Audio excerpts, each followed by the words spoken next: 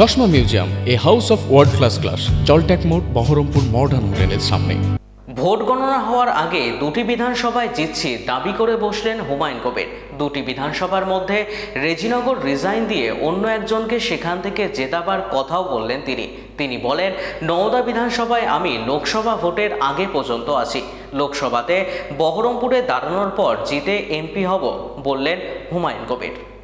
এবারেও দুটো বিধানসভা ইনশাল্লাহ জিতছি। আমাকে একটা বিধানসভা শপথ নেওয়ার আগেই রিজাইন করতে হবে, দুটো বিধানসভায় থাকা যায় না।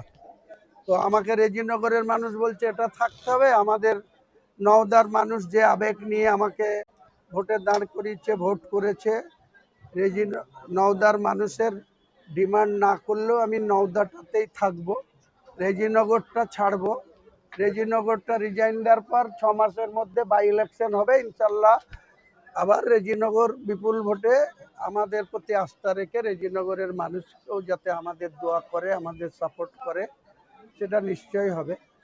আর নওদাটা আমি লোকসভা ভোট পর্যন্ত আছি, লোকসভাতে বহরমপুরে দাঁড়াবো ইনশাল্লাহ, ওখানে জিতবো, এমপি হব। তখন নওদাতেও আমাদের যোগ্য ক্যান্ডিডেটকে নওদাতেও 2029 সালে বিধানসভা আমাদেরই পার্টির আমজনতা উন্নয়ন পার্টির প্রতীকেই জিতিয়ে আনবো, সেটা দায়িত্ব।